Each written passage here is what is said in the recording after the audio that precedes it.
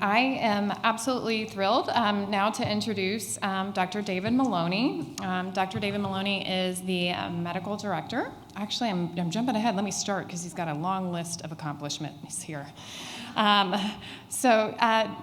Maloney is widely recognized as an expert in the treatment of lymphoma, myeloma, and CLL, including antibody-based treatments, reduced intensity, allogeneic stem cell transplant for non-Hodgkin's, CLL, and myeloma patients, and autologous transplant for lymphoma and myeloma patients.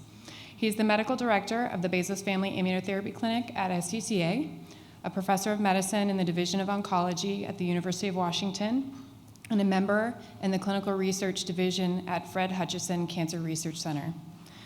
Dr. Maloney received his MD degree and subsequent PhD degree from Stanford University, and I know there's some shout-outs probably in the audience here, before joining the University of Washington and Fred Hutchinson Cancer Research Center in 1994. Dr. Maloney was recognized in both 2012 and 2016 as a top doctor in the Seattle Magazine's annual survey. And he's here to talk a little bit about patient eligibility and prescribing, and you will see him again later in our agenda. Thank you.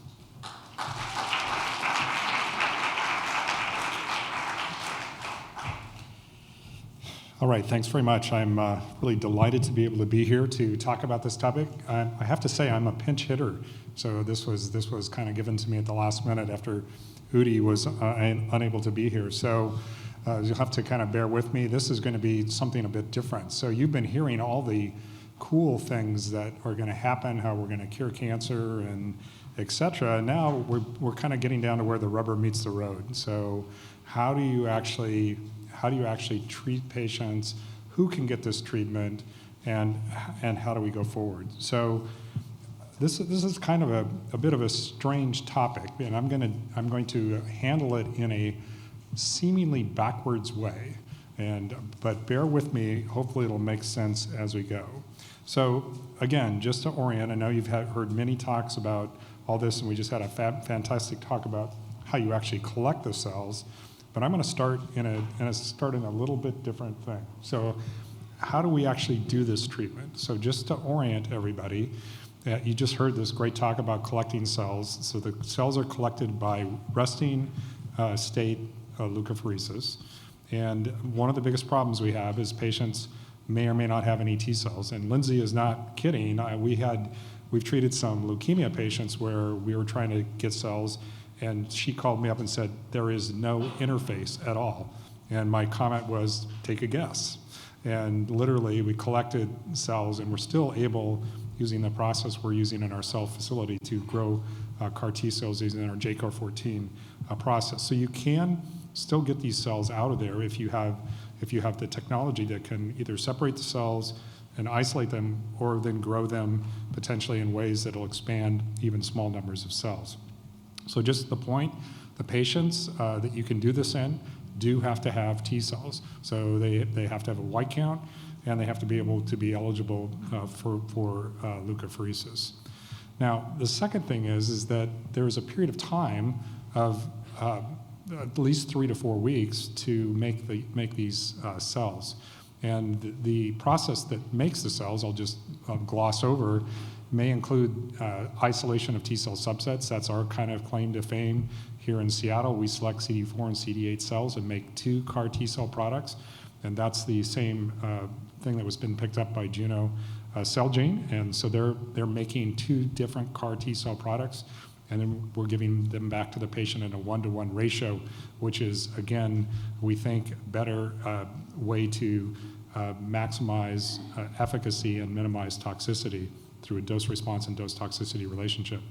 The cells are then stimulated, and depending on what kind of CAR you're getting, they're transduced with some type of viral vector, either a gamma retrovirus or a lentivirus, containing the CAR, and this gene modifies the cells, and they're grown up to a large number. And almost all the trials are ending up at around 1 to 2 million cells per kilogram. It's important to then realize that the cells have to pass a lot of release criteria to actually be sent back to the center. So that either has to happen in your own lab or at the manufacturer.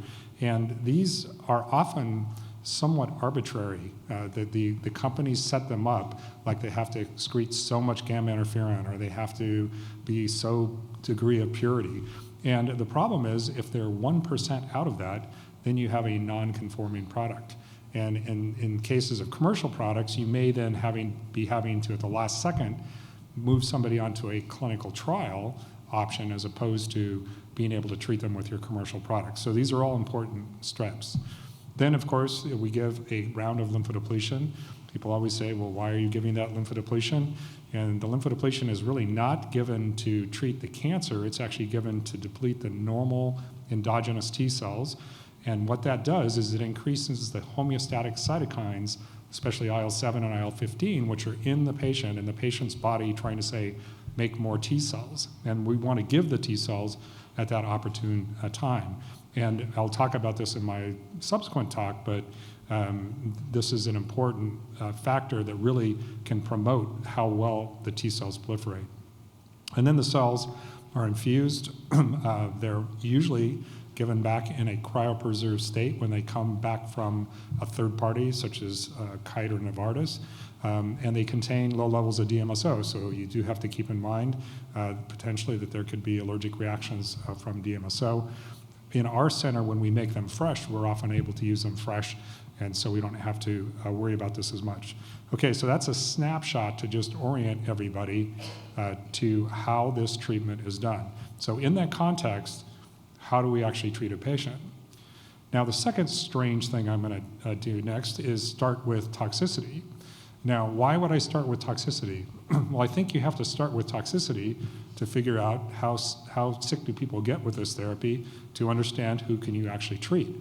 And so the two toxicities, as you all know, are cytokine release syndrome and then neurologic toxicity. And just to highlight this, the CRS, this is usually associated with fever. Almost all patients present with fever, and then they have early hemodynamic changes that are associated with capillary leak. So they have high fever, hypotension, tachycardia.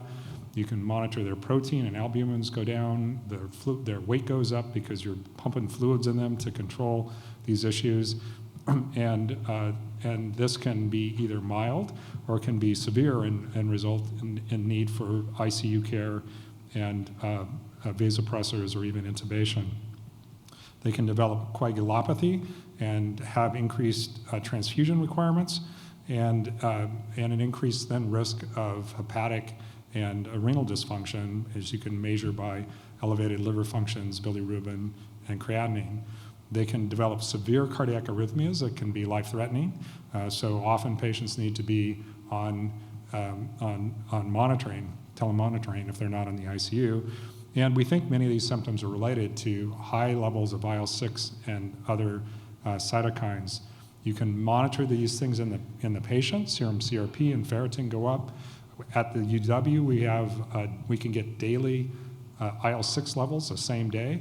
Every day is, I guess it's 6 days of the week. We can't get them on Sundays, but we can often use that to monitor what's going on with the patient.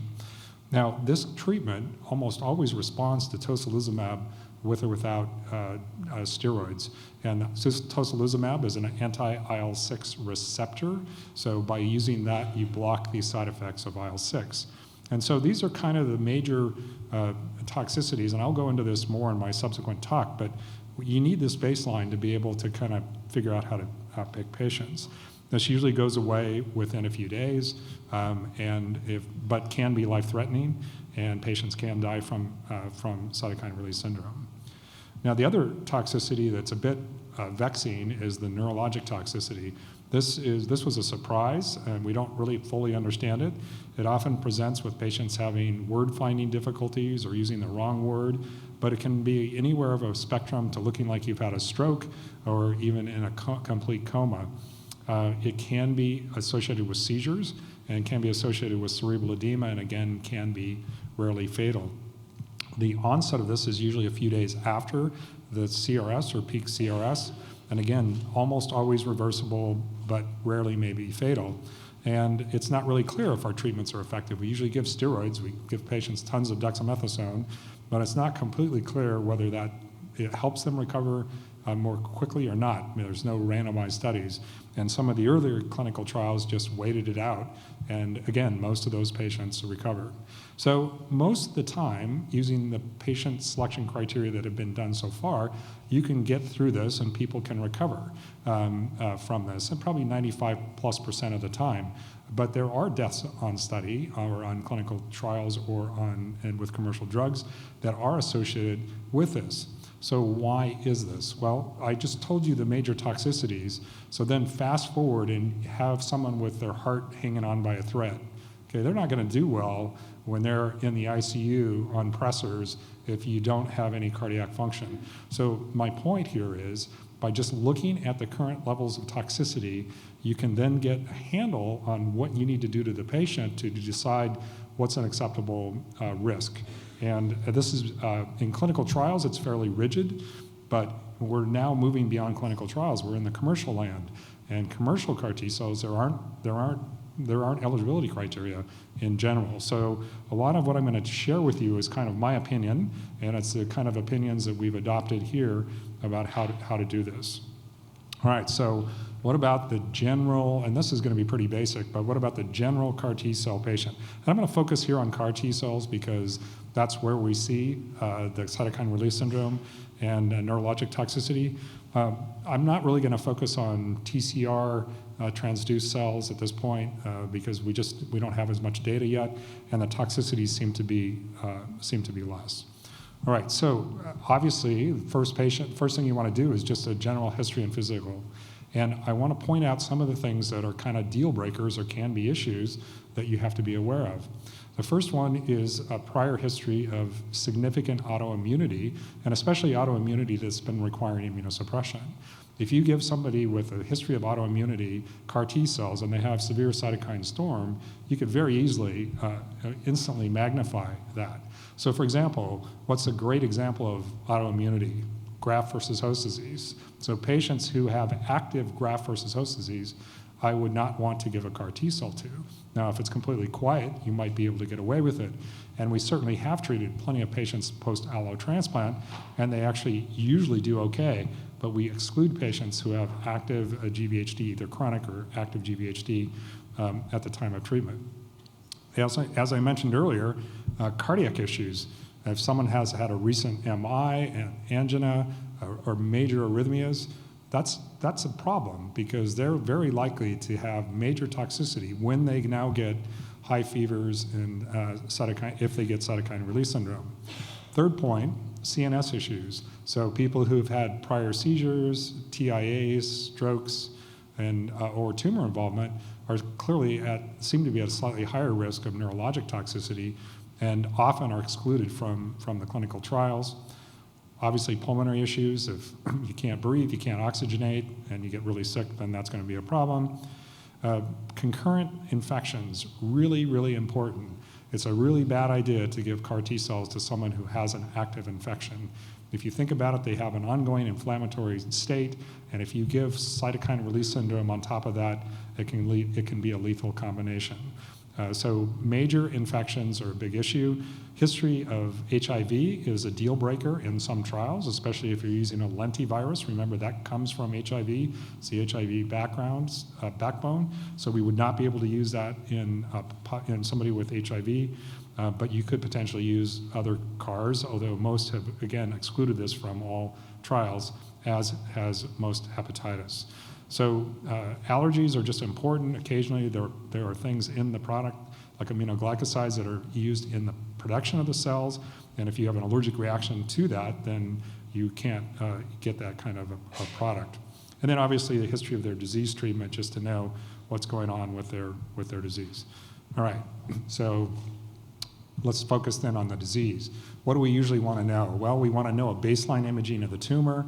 That's almost now always with a PET CT scan, and usually brain imaging if there's any concern of CNS involvement, or if it's obviously a clinical trial requirement, which it is in many cases.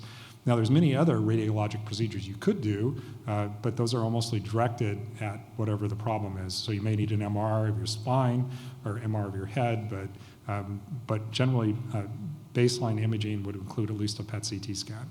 For lymphomas and most leukemias, then you're going to usually want to have a bone marrow biopsy to determine whether there's disease present, and that needs to be looked at by histology, flow cytometry, cytogenetics in fish, and then you would use that as something to go back and look at to make sure someone's in a complete remission. And then if someone has any symptoms, then obviously lumbar puncture, this may be waived in some cases, but if there are symptoms or prior involvement, then I think it's mandatory, and it may be a clinical trial requirement, and obviously most trials that do require it. All right, what about organ function? This is, again, a key area. Cardiac function, you need to at least have an EKG, and if you have an abnormal EKG or arrhythmias, then that does put you at higher risk. Usually you want to do an ejection fraction either by an echo or a MUGA scan, and then the question everybody asks me is, well, what's the cutoff? Well, I don't know what the cutoff is, but we've usually used somewhere in the 40 to 50%. Above 50% is generally normal, and so most of the studies have used something above 40 to 45%. But if you have someone with an ejection fraction of 20% or 30% or congestive heart failure, then you're going to be in real trouble when they're tacking away at 160 beats per minute in the ICU, and you're trying to keep their blood pressure up. So this can be, again, you want to avoid, at least you'll need to know about this in advance. Most studies require pulmonary function to be at least demonstrated by O2 saturation above around 92% at room air, and pulmonary function tests are often required if there's evidence of prior pulmonary toxicity, renal and hepatic function tests, HIV tests for infectious disease. You need to have some hematologic reserve to be able to get the chemotherapy, and usually you need baseline lab tests.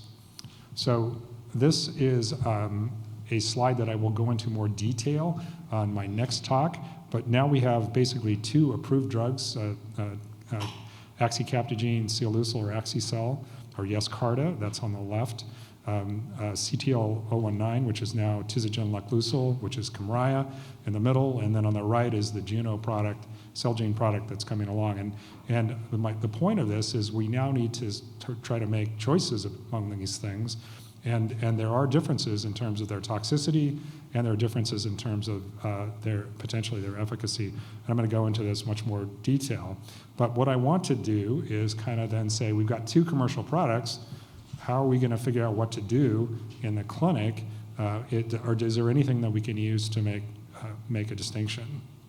So just in summary for Yescarta or axicabtagene ciloleucel, it's a CD19 CAR with a CD28 codomain, and it's approved for large cell lymphoma, PMBCL and transformed follicular lymphoma, and high-grade lymphomas. So those are typical aggressive lymphomas. The response rate was about 80%, a 58% CR rate, and the bottom line is about 40% of patients at the end of the day stay in remission. So even though this is a really, really, really good therapy, you have to remember we're curing or having sustained remissions in less than 40% of the patients generally. So around 30 to 40% of patients have a benefit, long-term benefit. But that's still remarkable because these patients have no other options, and it's and I'll show you the data later, but this is, I think, quite impressive. But there is toxicity, and the toxicity, around a third of the patients have a grade 3 neurologic toxicity, and that's serious neurologic toxicity, means you can't perform your activities of daily living. And about 94% of patients develop cytokine release syndrome, and about half of the patients required treatment for CRS with tocilizumab, and it requires inpatient hospitalization at this point, certainly at our center. And it's on average, patients are in the hospital about 15 days. The minimum is about a week, and you do need cardiac monitoring. So those are just kind of a snapshot of where we are with this product. And it's approved if you've had 2 prior regimens, and you can't have had primary CNS lymphoma. Those are absolute criteria that were in the label, and you probably aren't able to get around that with getting, for example, insurance approval, because anything else would be potentially off-label. All right, so what we are seeing, though, is instead of just using that criteria, which I just showed you, so again, this is really all the label says, 2 prior regimens for aggressive lymphoma, at least one with an anti-CD20 antibody and anthracycline. So that's the label. But what the insurance companies are now doing are often using clinical trial criteria to determine who are appropriate candidates. And so I want to just highlight some of the criteria that have been shown or that were in the clinical trials and how I interpret them and how we've been able to interpret them for going forward. So the FDA label is, or at least certainly for our at SCCA, is adults age greater than 18. There's actually no upper limit on there, but the FDA did note there were relatively few patients above 65, and so they didn't know what to say about that group. The second point there is ECOG performance status. All of the trials have excluded ECOG 2 or above from the clinical trials, so there is a significant risk of increasing neurologic toxicity and CRS in patients with poor performance status. So we have generally required patients be on that closer to that 1 level. There are criteria for adequate heme recovery or function, and they're actually pretty stringent, and many of our patients don't meet that. And so I consider that essentially guidelines, but patients will have potentially greater toxicity from hematologic toxicity if they're substantially lower than that. You do have to have a lymphocyte count because otherwise you can't collect any lymphocytes to make the CAR. So that is needed for the collection, and each company is somewhat different. Then there's a comment on adequate function, and you can see there some of those things are defined. The most tricky one is creatinine clearance greater than 60. Most elderly patients will not have a creatinine clearance above 60, period. So you're instantly selecting, if you're using these criteria, you're going to be selecting patients and excluding most older patients. And so I kind of consider that a relative issue, but the question is how far can you stray from this? And that's a really good question. We really don't know. But sometimes insurance companies are looking at these issues and saying, no, we won't approve it, even though this is not in the label.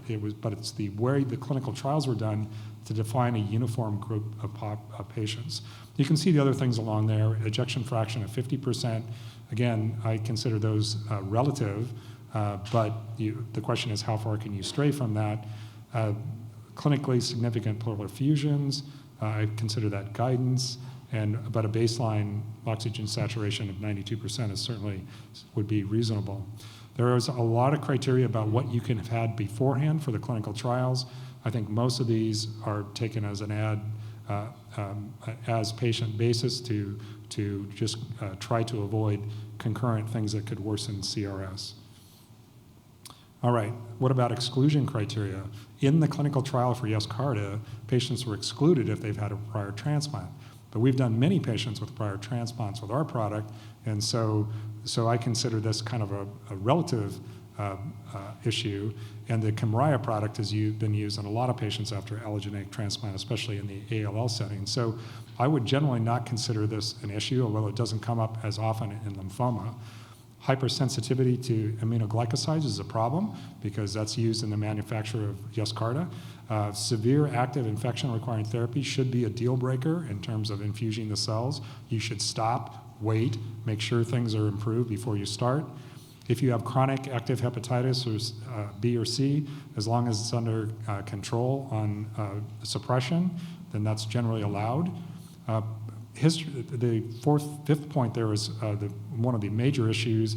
Any presence of primary CNS lymphoma or any CNS disorder, such as seizures, CVA, hemorrhage, dementia, cerebellar disease, or any autoimmune disease with CNS involvement, again, are major issues for the trial.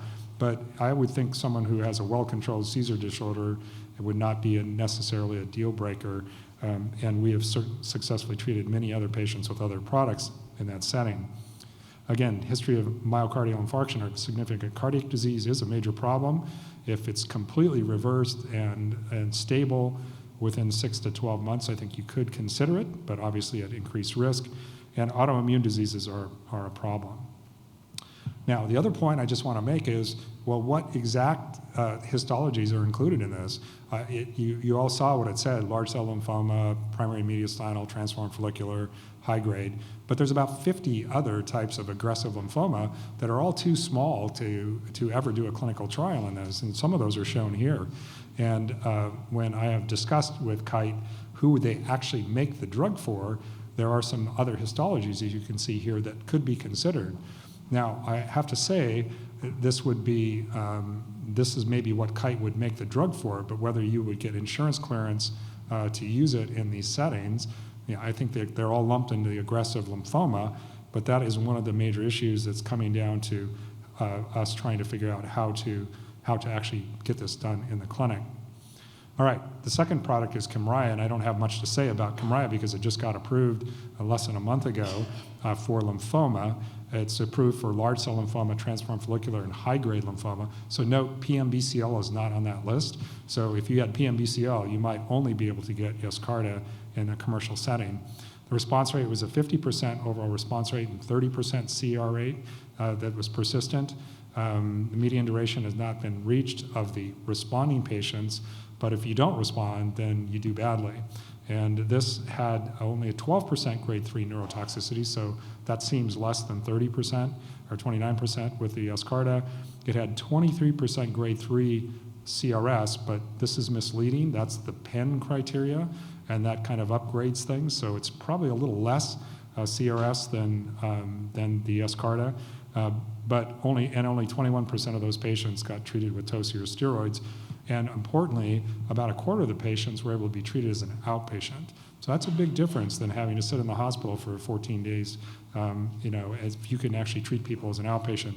And we have extensive experience with our 4-1BB product in the outpatient setting. I think we've treated over 150 patients as an outpatient, and it's definitely an advantage in that setting in terms of the resources required in the hospital. Kymriah can interestingly be given without lymphodepletion, and so that's unlike any of the other products. They say if you have a very low white count, you can do it without lymphodepletion, or with flu, or even bendamustine. So that's a bit of a difference between Kymriah and what our own studies have shown. And again, the omitting lymphodepletion, it was only done in a few patients, but they appeared to have reasonable outcomes. So what are these factors that are important? Well, inpatient versus outpatient administration, I think that's going to be a big deal. Yescarta might have higher grades of severe CRS and higher rates of grade 2 CRS. Neurotoxicity appears somewhat similar, maybe a little less with Kymriah. Efficacy seems roughly similar, although there's longer follow-up with the Yescarta but different patient populations. And about 43% are doing really well in that study. I mean, it's really remarkable, and I'll show you those curves later. There is a difference in how you collect the cells. The Yescarta is sent fresh, so same day, sent off fresh. The Kymriah is a cryopreserved product, which is both useful and more work at the same time, but it may allow us to collect people where you don't have the timing right to be able to wait 5 days to get the shipper back from Kite and get on the schedule. And the number of days from submission to receipt of product is unknown, but it's around 17 days in the trials with Yescarta, and we're hoping most of the trials are to get under 21 days. Now, you've heard a little bit about REMS programs, but this is really a big deal. We had to train, I think, 450 people so far and counting at the UW to try to give a Yescarta. Talk about a pain. This is a big deal. All the patients that are really going to touch the patient. Now, how we do this in the clinic is that we come up with a way of screening patients and working them through, and this is just roughly shown here. But there are a lot of pinch points here, and I just want to highlight a couple of them. This insurance issue is a real problem, and it's really requiring evaluation of the patient and then waiting for weeks sometimes to get spot contracts negotiated for the treatment of the patient, and we need to figure out how to fix this. This is a couple of examples of one of the flows. This is Cam Turtle's trial with showing again how complicated this is in the clinic, and then this is our myeloma trial with BCMA. Again, work out each of these logistics to get patients on the trials gating enrollment, and these are complicated issues that we have to go through. So I'll conclude about patient eligibility that the current T-cell therapy is associated with significant risk, and you can die from toxicity, and it requires a baseline organ function. And so because of that, we need to screen patients. Now, in the future, if we can figure out the risk for toxicity and early interventions, we may make a saver, and then we could open up the eligibility. Determining the eligibility for clinical trials versus commercial drugs is challenging and an ongoing process. Again, it'll be very difficult to do early phase trials in aggressive lymphoma because of the 2 commercial approved products, and the next ones will probably have to beat one of the established ones. Insurance clearance remains a major obstacle, but despite these obstacles, I am really jazzed about this, and the future of CAR T-cells is really bright. So I'm going to stop there. This is the Bezos Family Immunotherapy Clinic, if you haven't seen it already, and it's great. And special thanks to all the groups, especially Jeff and the program. All right, I think I have time for 1 or 2 questions. I can repeat it if you want to yell. Okay, quick question. You said it's 15 days inpatient hospitalization. Does that include the conditioning regimen? No, usually that does not. The question is, does the 15 days in the hospital on average, for example, for Yescarta, include in the chemo? Usually not. Usually the chemo is given as an outpatient because there's no problem getting flu-cy usually, and then you can admit the patient on day of cell infusion. But, and it's only mandatory that you stay in the hospital for 7 days. But if you get CRS, most people have not resolved that CRS until they're out around 15 days on average from the trials, at least in our experience. But, you know, I also had somebody go through it without ever having a fever and was bored out of their mind for 7 days in the hospital. Now, whether it worked or not, I don't know. I'm waiting for this CAT scan. But there is a difference in the products, and I'll show you that data in my next talk after lunch. All right, anyone else with a burning question? All right, thank you very much.